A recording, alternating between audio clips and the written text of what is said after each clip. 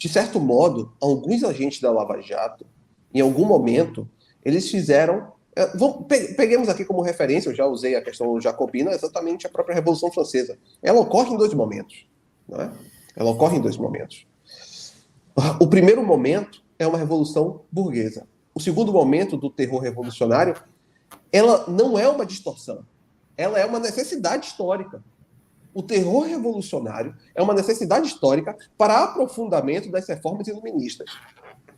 Assim como o segundo momento, o de encantamento da Lava Jato consigo mesma, era quase que um dever histórico da própria Lava Jato para aprofundar suas pautas. Acontece que isso gerou distorções. E essas distorções poderiam ter sido mitigadas, só que foram amplificadas.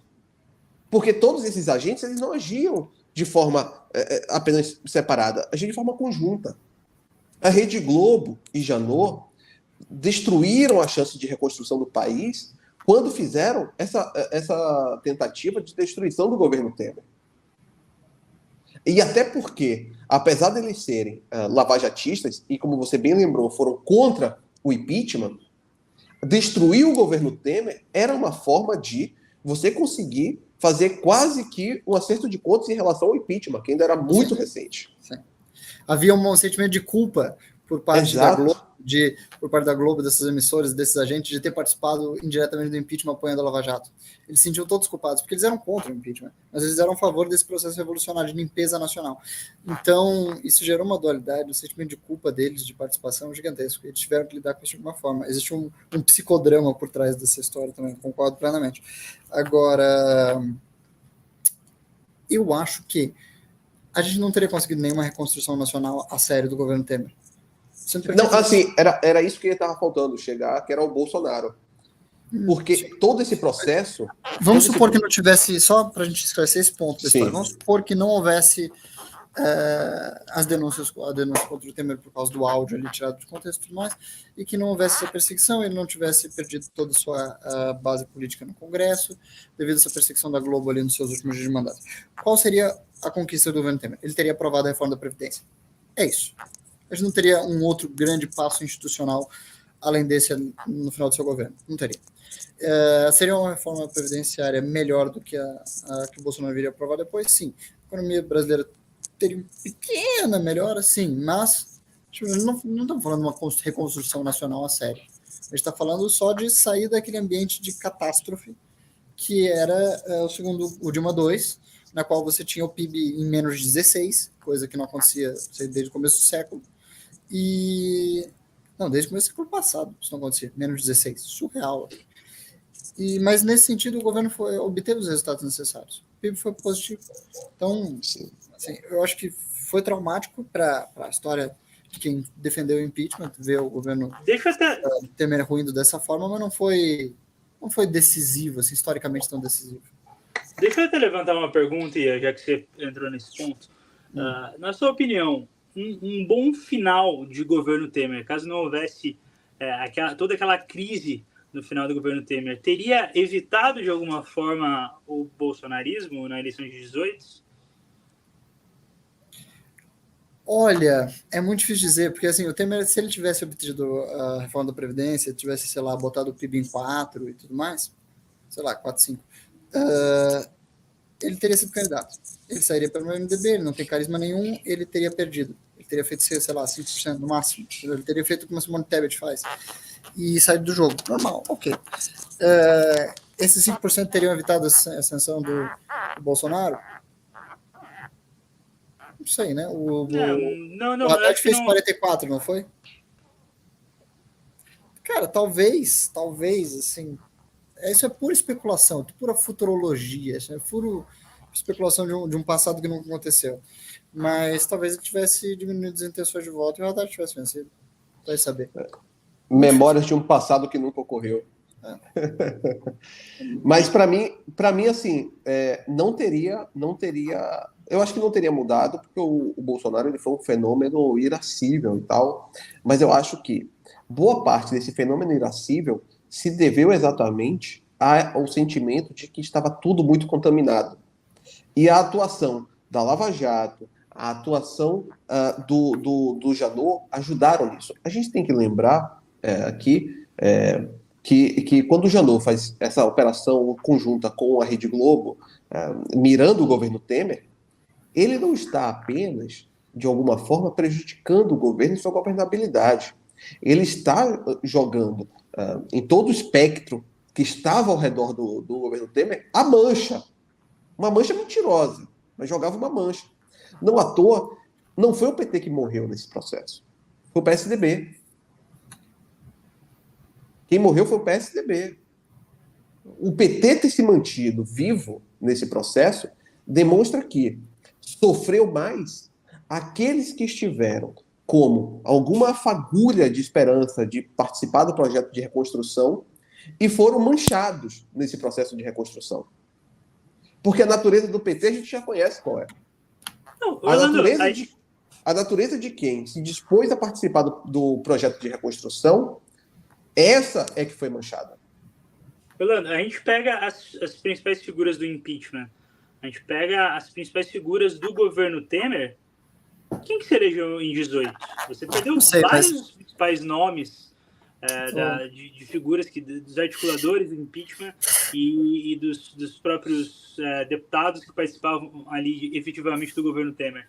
Estou lembrando desse quadro aqui que a gente tem no MBL, né, da reunião de entrega do pedido de impeachment com ali o Carlos Sampaio, o Renan Santos e o Eduardo Cunha.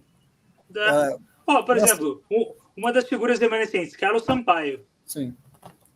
Eu acho que a única coisa que se manteve em pé dentro do PSDB, né?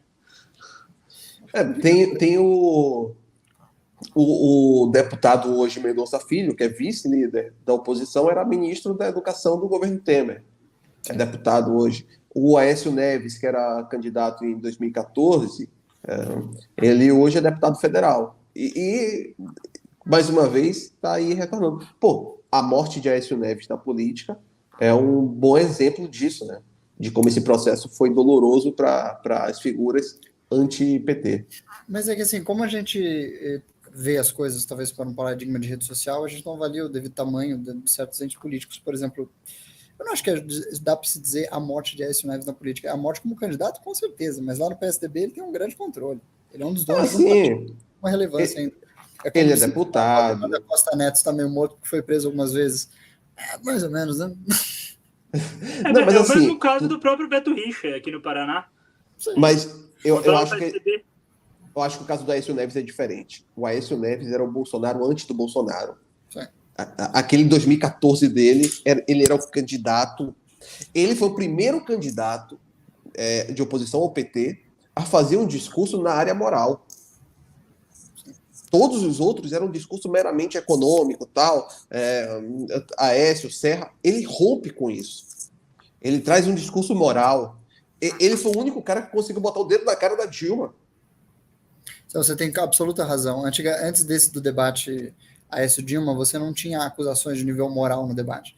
Nas eleições anteriores entre Serra e Lula, Alckmin e Lula, o debate ele era completamente insosso.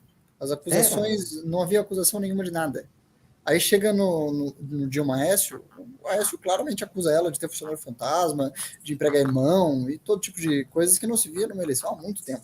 Então, realmente foi quase revolucionário no sentido de oposição. Tem que lembrar que trouxe o debate sobre aborto. Sim. Que ela teve que fazer aquela mudança total de paradigma. Sim. Exatamente. O Aécio Neves é o Bolsonaro antes do Bolsonaro. A campanha do PT teve que quebrar a cabeça para como desvincular a questão do aborto da Dilma. Eu lembro. Teve uma pessoa que ajudou muito ela nisso. Marco Feliciano. É verdade. Marco Feliciano foi o artífice ali do PT nessa tentativa de descolar a questão do aborto. Eduardo Cunha. É muito triste que a bancada evangélica, à época, fosse esteio do petismo. Porque no Dilma II, quem elegeu o Dilma II foi os evangélicos, sendo bem claro. Foram eles, eles fizeram o principal da campanha e garantiram a vitória. Mas quando houve essa ruptura logo depois, aí começa a surgir a nova direita, de fato. E engraçado, né? Porque lá no início desse processo histórico todo, se imaginava, esse será o cavaleiro branco do processo. A vida é muito irônica, né? A vida é muito irônica. Parece que como se diz, né? A probabilidade mais acertada é quase sempre a mais irônica. Então, o futuro mais irônico possível é o com mais chance de acontecer. E no Brasil, você pode apostar na tragédia. A tragédia mais patente é o mais plausível. Você quer uma coisa irônica, Ian? A figura mais proeminente hoje para disputar contra o Lula ou contra um eventual candidato petista é o Tarcísio, que é um cara que participou do governo Dilma, né? Sim, é verdade. Mas assim, o Tarcísio era um funcionário de carreira, né? Então, um funcionário de carreira, ele era um funcionário de Estado, estaria ali para qualquer governo que fosse. É aquilo que eu falei da burocracia.